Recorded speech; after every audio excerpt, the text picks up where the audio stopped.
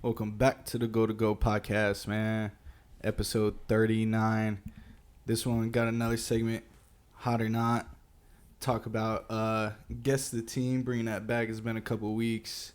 And then obviously we breaking down NBA playoffs, man. Got some good series going on, some good action. Joel Embiid just won MVP. What was it, yesterday? Yeah. Yesterday. So Embiid gets that first one under his belt. Well deserved. And also play tonight for Game 2 in Boston. They're looking to bounce back, man. So start off with guess the team. You want to start by giving me your team this time? Yeah. So point guard is from Purdue. Shooting guard from Louisville. Small forward attended Auburn. USC for the power forward, and Texas for the center. Damn. Guard from Louisville, Purdue, UNC. Nah, I'm not going to lie, bro. I don't know what you dove into the bag on this. Purdue, Louisville, UNC. What was the power forward? The power forward is USC. USC. Small forward is Auburn. Auburn. Damn. Eastern Conference team. Eastern Conference. Yeah. They in the playoffs? Or did they make the playoffs? Yeah. Auburn. I'm trying to think. East. Center was what? Texas? Mm-hmm. 3.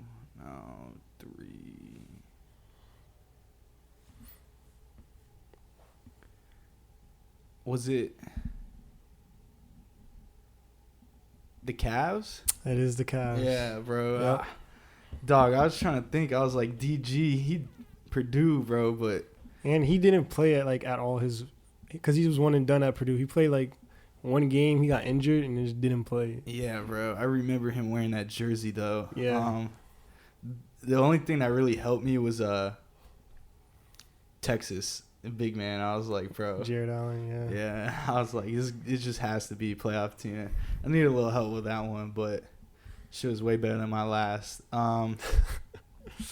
So for my team, point guard went to Oklahoma. Shooting guard went to Washington. Small forward, Virginia. Power forward, I know who it is. Wake Forest, and the big man is international. Where did the 3 guard go? Virginia? Virginia. Okay. I'm like pretty sure it's the Atlanta Hawks. Yeah, it is. Yeah. Yeah. Damn. Okay, bro. Who's the big man? Clint Capella. Oh, okay. Because I was thinking of Kongu. He went to USC. Yeah, that's why I was thinking the Hawks for you for a second. I'm like, bro, I picked them. It can't be. Damn. All right. Yeah. So I mean, Trae Young, obviously, but... Yeah, I feel like Virginia gave it away for you, or... Well, yeah, I knew DeAndre Hunter went there. I'm going to go ahead and give you that one. Who was there, bro. too? Like, Washington. Like, I don't know who the fuck that is. DeJounte. Oh, I forgot about DeJounte. Yeah, that's another... Yeah, he went to Washington. I mean, this lineup was thrown out the most, and it is their starting 5. They played 45 games this year. Yeah.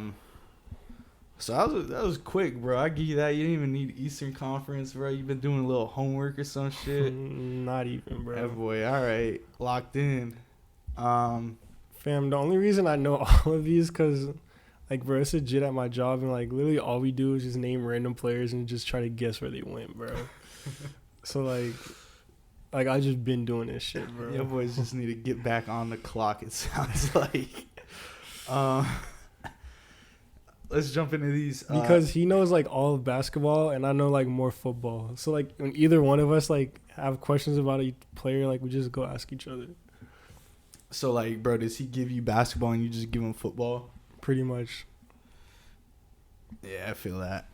Or, like, we invented, like, a game where, like, if I want to know where a basketball player went, like, he would try to name a football player, like, that went to the same school. And, like, we try to, like, guess it off of that. Okay. I kind of like that, man.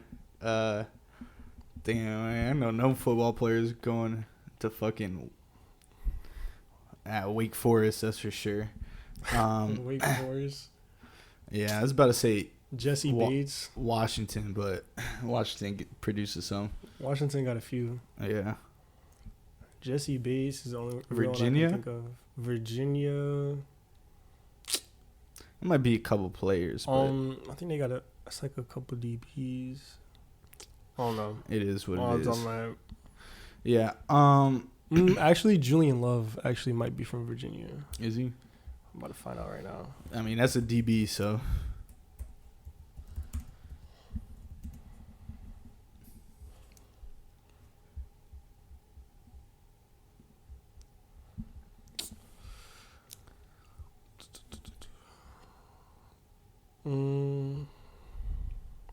Oh no, he went to Notre Dame.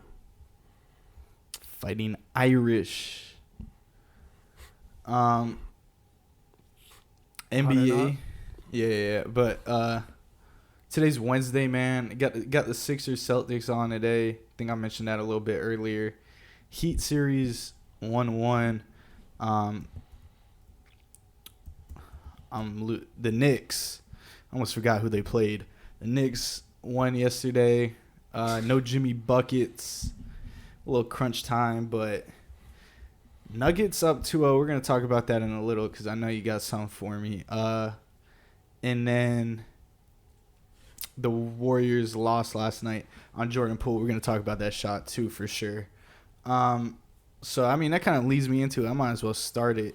I got 3 for you. Hot or not, it was a good shot by Jordan Poole to end the game.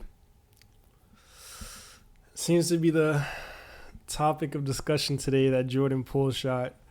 I'm going to say that is a hot take. Now, I don't think it was a horrible shot.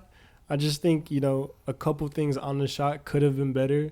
Like, one, the person shooting it. But, I mean, we'll talk about the Lakers defense and why Jordan Poole was the one taking a fucking 35-footer. But would you like to see him taking, a few steps in?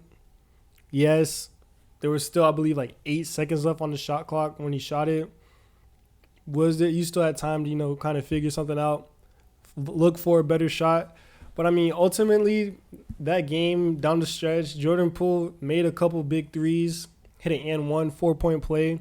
So, I mean, he was feeling his shot, and usually down the stretch, Steve Kerr would take Jordan Poole out. So moments like this don't happen. But apparently, Kerr saw that Jordan Poole had a few shots going, trusted him enough to leave him on the floor in the crunch time. And it's kind of unfortunate because the play right before that, when the Warriors had the ball, Jordan Poole kind of like threw up like a weird layup where it looked like he kind of got fouled, maybe not, at the end of the shot clock. And then comes back and misses that shot. So it was tough. Could have gone either way, but I mean, when he shot it, I kind of felt like it wasn't going to go in. I don't think anyone was expecting him to hit that, but all in all, I'm going to say that, it was a bad shot. Not a hot take saying that's a bad shot. Well, I said it was a good shot. Or it's a hot take saying that is a good shot. Yeah. Well, before we even move on, I don't know if you're going to bring it up, but I liked it, bro. I mean, you mentioned it. He was 6 for 10 at the moment. The only thing I had a problem with was the 8 seconds on the shot clock.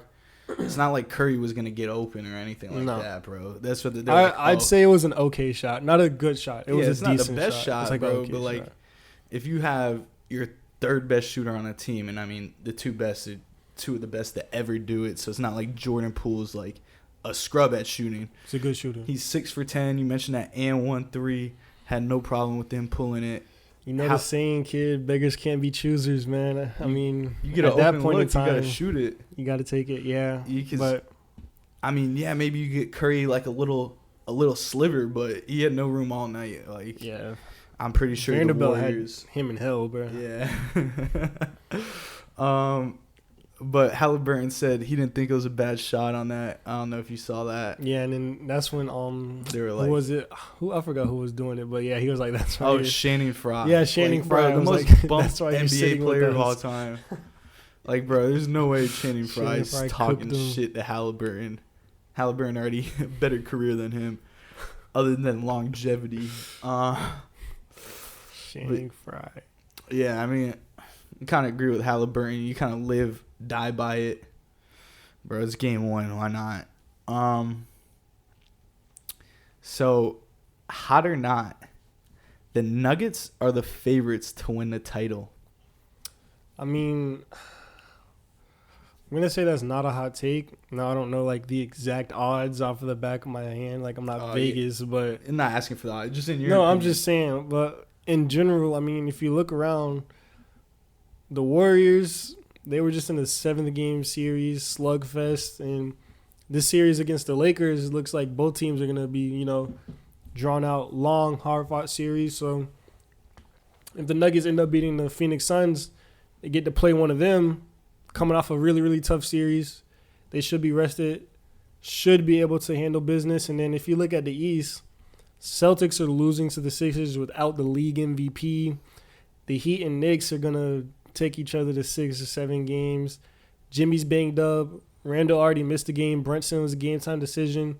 A lot of these star players are, you know, kind of banged up, whereas the Nuggets really just have everything going for them right now. Jokic is playing still at his apex, best basketball of his career. Jamal Murray, although he had a tough game last game, but game 1 against the Suns, played lights out. They were saying Bubble Murray's back. He said, no, it's healthy Murray. So we get to see healthy Jamal Murray back. Whereas these other teams are getting banged up, it seems that the Denver Nuggets are getting healthier, getting, you know, more chemistry. Those guys already play really well together. So, I mean, it is shaping up to be, you know, Denver's championship to lose, it kind of seems like. Bubble Murray was a menace on and off the court as well, keeping it on that same series. Oh, man. Hot or not, Kevin Durant is washed. That's a hot take. I wouldn't say KD's washed. I just would say he hasn't found his fit yet. I mean, that was, you know, a topic coming in where, you know, they played only 8 games together now. Granted, they did win those 8 games, but you can't expect the best basketball of the season when guys haven't played together. So it's tough. And then playing against the 1 seed, like Denver's the 1 seed for a reason. They're pretty much the exact opposite of the Suns. We kind of touched on it, you know. I don't know if it was last episode or the episode before, where, you know, Denver's built off that chemistry, that camaraderie, those guys playing together, whereas the Suns were kind of, you know, just thrown together at the deadline. So KD's not washed. It's just a new environment. It's tough. He hasn't gotten acclimated. And then CP going down might help Kevin Durant because he's going to have to take more of a workload, but it could also hurt, as in that's, you know, the main conductor on the offense. That's who set guys up. But now you're going to see KD with the ball in his hands more because CP is supposed to be out for a week with that groin. So hopefully he can get back on track and make this series interesting. Yeah. Game 1, he did, you know, fine. Dropped 29. Pretty sure it was efficient shooting. But last game is where he struggled. Yeah, he was shot bad from 3. He just couldn't get the ball to fall. Devin Booker, the only one that's really been consistent. You mentioned that Chris Paul injury, huge. And while they haven't played many games together, you mentioned it. The Suns banged up now with Chris Paul, DeAndre Ayton playing like DeAndre Ayton with no heart. And the Nuggets, they're just healthy at the right time, and they're clicking on all cylinders. They got that chemistry, which goes a long way in a series. Yeah, and that lack of depth ended up, you know, hurting the Suns because you see, you know, Cameron Payne is not really useful on the court. So you got those guys playing those long minutes, and that ultimately ends up to what? Fucking 40-year-old Chris Paul getting injured. Like, it happens, you know? Yeah, every time. That's all the hot or not I got. All right, so the 2 I have for you are more player-centric. So hot or not, Nikola Jokic is the best player in the playoffs right now. I'm gonna say that's a hot take just for the fact. Are you just talking this series or all of them? Because all so far in the playoffs, everything in total. I'm gonna say it's a hot take. Just the fact I know Jimmy missed the game, but without Jimmy, the Heat don't get anywhere where they are. It's not even close for him. Just 50-point performances now. Is Jokic right there neck and neck with him? Yes. Like, I just don't think he's a clear-cut, unanimous best player in the playoffs right now, but he's really up there. James Harden, obviously, it was just one game where he just went on a tear, but you see what he's capable of. Workload's not going to be the same for him, but I'd put Jimmy and Jokic right there neck and neck because Jimmy hasn't had a bad game. I don't think Jokic has had a bad game. Jokic obviously does it in all three phases. Curry struggled a little bit. I mean, he had that big closeout game 7, but there were stretches where he really struggled from the field, unlike those other two guys who really haven't struggled at all. All right, and then second one, you'll like this one. Hot or not, James Harden is more valuable to the 76ers than Joel Embiid. That's not a hot take. I'm like, bro, James Harden could do it in any aspect. Joel is MVP just for his dominance at big man. But you see it. I mean, you get James Harden, you can win games. Now with Embiid, can you really, push the tempo like Harden? Can you really get those big threes when you need? Now, no discredit to Joel Embiid. I mean, MVP, totally deserved it. James Harden did what a lot of people didn't think he would do, take a seat back, he's like, Joel is this guy, we're going to run the offense through him, and which is true. I mean, when Joel Embiid's in the post, the tension's on him, frees up the other players in the off ball, sets up Harden for the assist. But I know you asked this because I'm a James Harden stan, and I believe he's one of our greatest scorers in this generation. Not saying he is, but even just offensive players, not scorers. You saw it. You said, can James Harden without Embiid, can he just flick the switch back on? He flicked it on. But he can dime it up. He can do it. Joel Embiid, I think they pair perfectly fine. And now while it's Embiid's team, I do think that James Harden, you saw it with Embiid before. They really weren't getting that extra leg. They couldn't really do it. Now, obviously, health has always been a concern, but now it seems like they're clicking every single cylinder. Yeah. James Harden definitely did flip the switch back. So, I mean, looked like vintage Harden, man. I mean, yeah, you were wrong about that. I was wrong about the Nuggets.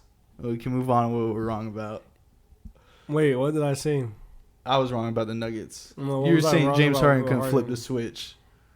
You were like, oh, if Embiid, can Harden really flip the switch and just go back to scoring like he used to? I think it was like 2 episodes ago, but it did. It was like when Embiid first went down. If I said that, I was wrong. Oh, no, yeah. I mean, I don't remember saying it, but... Oh, man. Bro, we were talking about it like the other night on the game, and you're like, oh, I guess he flipped the switch.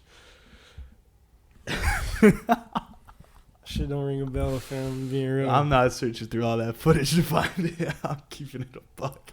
Bro, I'm not arguing it. Like, if I said it, I said it. How do you not? You got another one, or is it just those? No, those I had to. Okay, all right, bet. Damn. Kind of... The Embiid one stumped me, bro, but I honestly think James Harden is more valuable. Embiid's the cornerstone. It really just depends. I feel like James Harden is that way you can elevate, and you can argue James Harden's never done it by himself. Look at him in Houston. You can do all that, but I mean, Harden was playing his system of D'Antoni. Now in a different system, he's able to kind of change his take game. the back seat?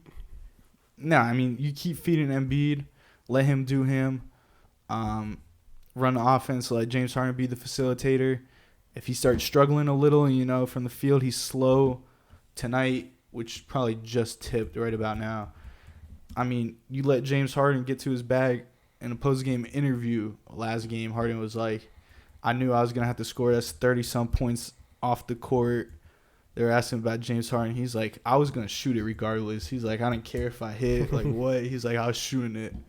So that's the James Harden we know, bro. Like, he's not scared no matter how many times in the moment. I mean, the Rockets, when they played the Warriors in the conference finals, they shot like 53s and hit like 8 or whatever it was, some ridiculous number. Like, James Harden's going to shoot it, hit or miss. So, yeah, I wouldn't say the offense goes through Harden, but it takes them to another level that the Sixers, I don't think, have really seen before. Looked like MVP Harden. Yeah, for sure. I mean, he shot, I think, over 50% from 3. And if it was his MVP year, I'm pretty sure he got a couple and ones on those threes too. So yeah, he got into his little step back bag, man. It's nice to see, man. Foul baiter Harden. Shit, bro. I mean, a lot of players made a living off fouls. Even my favorite all-time Heat, Dwayne Wade, bro. His masterclass of the pump fake, draw a foul. Not like Harden, though. No, not like getting to the line like Harden, but just, bro, that was the name of the game, like drawing those fouls. You get someone in the air, you get someone reaching, go ahead and put it up. The NBA is going to give it to you. I'm going to take it, bro. Like, just like you were talking about before, talking about loopholes, bro. You find a loophole, you might as well take it, right? So. No, I've never been one to turn down an exploit, so. That is facts. So let's talk about that Suns and Nuggets. The only series that's 2-0 right now. The Suns, just that injury to Chris Paul. Do you think they stand a chance right now to even put up a fight against the Nuggets? Or it's tough, and I mean, it'll be back in Phoenix, so it'll definitely help to have that home court advantage for the next 2 games. But I mean, without Chris Paul, it'll be tough. He was definitely like that offensive engine, setting everything up. And before he went down, the Suns were hooping. The Suns had a lead in that game, but it's like as soon as Chris Paul goes down, it's just like that team just looked defeated. And Jokic takes over, starts hitting shots down the stretch. I know Murray had an off night, but he had a big shot as well down the stretch to kind of, just solidify that Nuggets lead. And I don't know, man. It's going to be tough for the Phoenix Suns now. I mean, Kevin Durant and Devin Booker are 2 people that can pretty much score at will. So I wouldn't put it past them to beat a team like the Denver Nuggets at home. So it's going to take their best basketball, but it'll be tough without Chris Paul for a week. Yeah. And an already thin, depleted team. Like, Cameron Payne's going to be starting. Like, I don't know. Like, do you move Booker to point guard? Kind of bring somebody in and off the bench. Like, I don't know. Bismack Biyombo. Like, Taurean Prince. Like, I don't know. Yeah. You mentioned it, but KD and Book, I mean, those are 2 guys that could go for 50 apiece. And they honestly might need it at that point. Like, they might need them both to drop, 40 and 35, something crazy. They might, bro. So, or have Ayton play some defense with some heart, bro. Like, I don't know what his problem is, honestly. That one play where he was just standing out of bounds watching the rebound. 3 offensive rebounds, bro. Kevin Durant fighting for his life. And they questioned Ayton last year and then brought him back again. It's like, kind of like, how many chances do you want, bro, before you kind of just ship yourself out? It's kind of like Dylan Brooks, but except Dylan Brooks tries and he doesn't. And he's somehow still more efficient. Dylan Brooks. Lane's not talking shit. Yeah, but to fucking Jokic. He's talking shit to his own team, his own coaching staff. So it is what it is. I think there's a couple days off. I know the Heat don't play until Saturday. So I think the Suns, they get a couple games off too. They might be tomorrow, no? Well, that'd be game 3 though, right? Game 3 back in Phoenix, yeah. Nah, they play. Bro, wait, where's their game? Oh no, 3? Tomorrow's Lakers Warriors.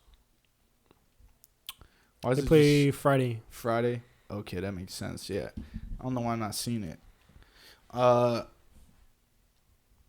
Yeah. So Celtics up 12-8 first quarter, 5:37 left on that. Game 2 for the Lakers tomorrow at 9 Eastern, and then Sixers Celtics play Friday too.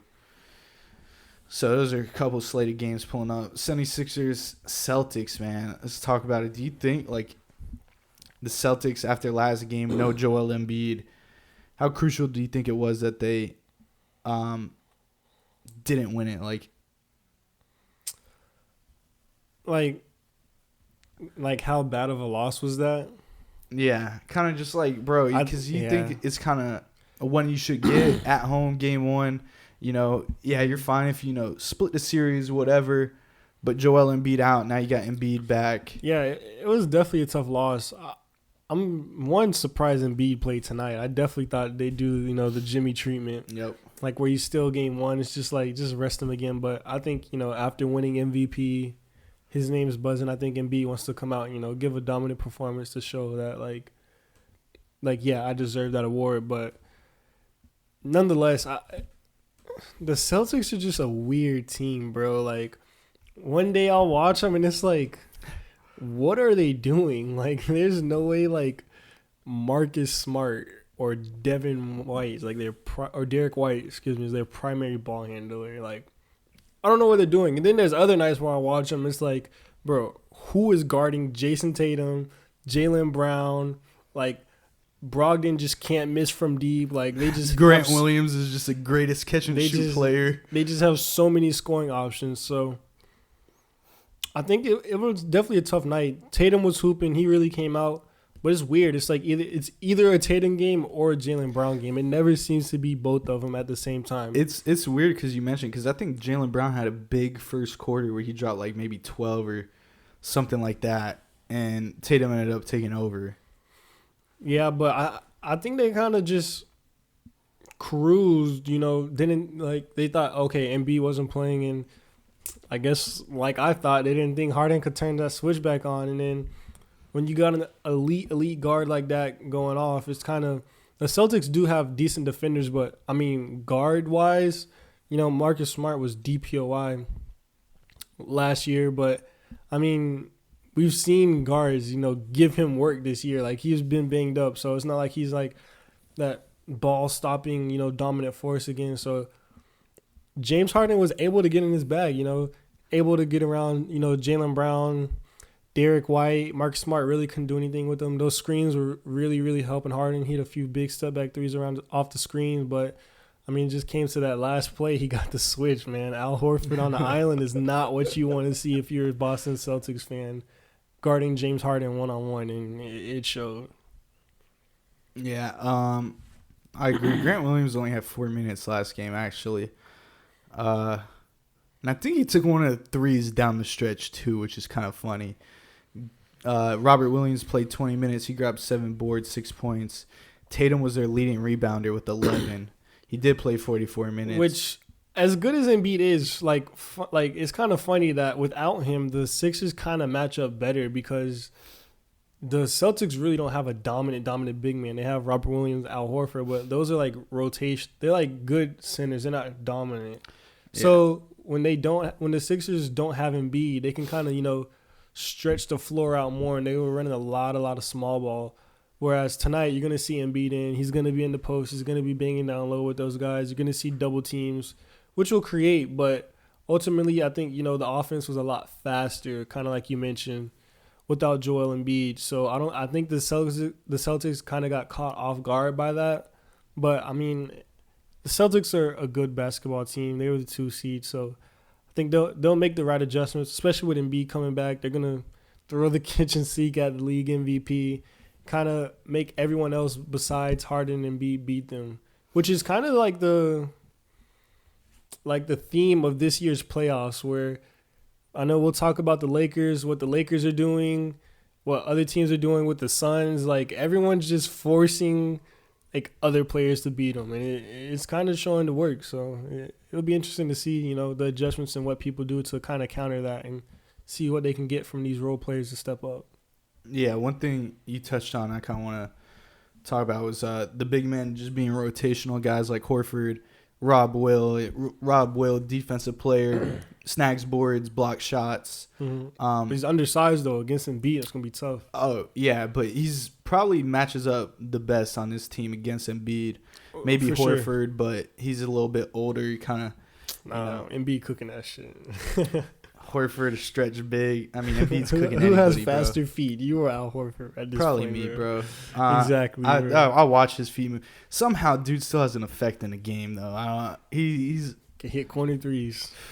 he can still shoot that bit. But yeah, I feel like Grant Williams. The reason I don't know if he's just out the rotation or what in Boston, but He's been bad, bro. there's just been no reason. Like Derek White just took his spot. Yeah, like they don't need him to guard Harden, but maybe they should have thrown him on him last game. Who knows? Fam, come on, bro. Grant Williams going to Harden, fam. Nobody's guarding Harden. Okay, then. So why even put him out there? Like, he's not going to give you nothing offensively. I just hate Marcus Smart so much. If you're a Celtics fan, he's got to be the most annoying player of all time. For he hit those 2 and 1s, bro, I was like, I was like, this is unreal. You just threw that shit up, bro. He wasn't even trying to make it. That's the shit he does when it hits, bro. Dog. You talked about the Lakers Warriors. You seem a little passionate about that one, bro. Anything you want to kind of talk about with that? It was just a really good game last night, man. I think it's going to be probably the Warriors once again involved in the best series of that round, where I think this Lakers and Warriors calling 6 or 7. They easily could go 6 or 7. Game 1 was really, really interesting to watch, like, kind of like two opposite forms of basketball collide, where you have the Lakers who want to really slow it down and just play really, really tough defense, and the Warriors are trying to push the pace and just chuck up as many threes as possible. I think I was listening to the stat. They shot 53 threes in game 1. Yeah, so they're just throwing shit up, bro. And it's the Lakers. I mean, it's the Warriors, so they're going to fall down the stretch. Curry really turned up and hit a bunch of shots to tie the game, but ultimately, that Lakers defense, Jared Vanderbilt, Vando Island, Curry, when he was guarding Curry, the numbers were crazy or some shit like that. I think he was like 2 for 8 or something like that, 2 for 10 when guarded by Vanderbilt. Vanderbilt was playing really, really good defense. Anthony Davis had 4 blocks, and it was interesting the way they were guarding the Warriors. It just seemed like all of their attention was on Curry and Klay Thompson. Everyone else, they just didn't care about. Like, there was a few times, especially, like, late in the game, where they just, like, Draymond had the ball at the top of the key, and, he's used to, doing that little handoff and someone, like, kind of, like, running around, like, trying to get around Draymond. But, like, bro, no one was guarding him. Draymond was just, like, just standing there, just looking around. He didn't know where to go with the ball. It was, like, there's no one guarding me. Like, everyone else, like, Curry's getting double teamed. Like, Klay's trying to fight off an off-ball screen. Like, it was just tough because Anthony Davis is just literally sitting in the paint. Like, 3 seconds just isn't a thing. Like, they're just not there. He was guarding him, I guess. They're not letting the Warriors get into the paint whatsoever. So I guess the Lakers they're literally playing live by the 3, die by the 3, and it's not going to be Steph Curry. So someone else on that Warriors team is going to have to step up, and I think they're definitely going to have to get more switches for Curry, trying to set more ball screens and use him more on the ball, because that off-the-ball shit was not working because they're just doubling him the whole time. So you're definitely going to have to see more Game 7 Curry against the Sacramento Kings, where he was on the ball, he was dominant, he was taking most of those shots, because that Warriors defense playing like the fucking ultimate drop coverage is just – they're not letting Curry get those clean shots off, because like there were stretches where Draymond and Looney were on the court, bro. Yeah, that shit is just bad in the half court, bro. Like it got a little shaky there at times, but the Warriors are just like Gary Payton. They're leaving him open. Moody was in the game. He really didn't do much. That's why Jordan Poole got so many good looks, because like the Lakers are like, fuck it, let Poole shoot, bro. We're not letting Curry beat us, dog. And Jordan Poole hit a few nice ones down the stretch. So I think that Warriors offense and Lakers defense is going to be really, really fun to watch as the series goes on. Yeah, I don't know if you saw the meme. I'm pretty sure Big Nate posted it too, bro. It was like LeBron Back in the 13 finals when Kawhi would always come in and check in, he like turn around and yelling "fuck" like. Kawhi coming back in, bro. They're like, oh, that's how Curry probably feeling when he sees Jared Vanderbilt on the court. Like, probably is. I mean, LeBron walked all the way to the bench with Curry. I don't know what that did. Which is actually crazy that he's guarding Stephen Curry because, like, there's 7 he plays difference. Power fucking forward, bro. Like, there were times early in this season where he literally plays center for the Jazz, bro. And he's guarding fucking Stephen Curry, like the greatest shooter of all time, an elite perimeter threat. Yeah. That just shows that, like, his versatility. The small ball. Yeah. Kind of like a Bam type. He can guard 1 through 5. And Vanderbilt, yeah, credit to him, man. It should be interesting. I'm calling 7, man. I'm calling 7. I think this one does go 7. Yeah, because, I mean, there's going to be a game where fucking, like, bro, like, Gary Payton hits 2 threes, like, Draymond gets one to Jordan fall. Poole drops like, another 20. Like Jordan Poole hits, like, 3 or 4 Clay threes. goes for 20 and a quarter. Clay, yeah, like if you play this much, like... Those guys could get hot. If you play off these guys that much, like, they're going to figure out ways to get the ball to going. They're just trying to make it as tough as possible for Stephen Curry, who, I mean... He started off it looked kind of slow at first, like where he wasn't really getting the ball, and it could be because they just came off that 7-game series. But down the stretch, I mean, whenever like Stephen Curry just gets it, that little handoff from Draymond or that little bounce pass, bro, like, man, it just looks like the ball is on a fucking wire, bro. It just goes in every single time, like he just doesn't miss. Like, I don't know, like it's just crazy watching Curry, bro. Like the way he shoots and comes off those screens and moves off the ball. Whenever he shoots it, he just flicks it off his wrist. Like, that shit just goes right in, dog. So it's going to be fun to see how the Lakers kind of adjust to the Warriors' adjustment. Because, you know Steve Kerr is going to change it up. He's infamous for that. He always game plans. He always, adjusts on the fly during the series. And kind of, you see 2 different teams. So I think Game 2 will be really, really interesting. Kind of how that offense moves and how they try to attack that Lakers defense. Yeah, bro. NBA champion Steve Kerr definitely knows what he's doing. He's going to come with those adjustments. I low-key expect the Lakers to throw a totally different look on defense to kind of catch them off guard. You mentioned it. Like, these guys are in the NBA. Steve Kerr can make the adjustments to where they can make a shot, bro. Like, it's the NBA, but they're going to be able to hit some open threes. So you're not going to be able to do the same thing. So I kind of expect the Lakers... And LeBron, I mean, he's been here plenty of times. He knows what he's doing. I expect LeBron to make the adjustments. Coach LeBron. I mean, I think ultimately, yes, you're going to have to adjust, but later on in the series, I think right now you just keep doing what you're doing. Until you see the Warriors make that adjustment and beat you, I don't think you try to overcomplicate things because right now they can't get anything in the paint. I mean, AD's there. LeBron had a couple blocks down the stretch. I think he blocked Curry once too down. I know AD definitely blocked Curry on one of like a little floater. Vanderbilt, even Rui Hachimura was contesting shots. So they got length. They got guys that can make shots tough in the paint. It's going to be tough to figure out for the Warriors to kind of spread that floor out. Now they might have to sacrifice a little, defense or rebounding and kind of do they play just Looney or Draymond and they keep those guys off the court together. It's going to be interesting, but right now I think the Lakers, they just got to stick to what they're doing because, I mean, it won them game 1.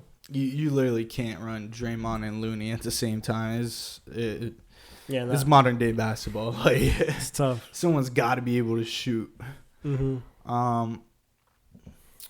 Can Draymond flip the switch? No. I've been wondering for, like, the past 7 years. 2015 like, Draymond? Why can't Draymond shoot anymore? Like, I don't. He used to be able to hit threes, bro. Like he used to be able to knock him down, hit the open shot. Top of the key was wet, bro. He was.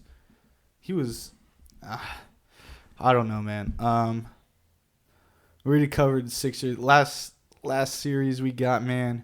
None other than the 305, man. The Miami Heat versus New York Knicks, coming back to South Beach at Kessia Arena. I don't even know.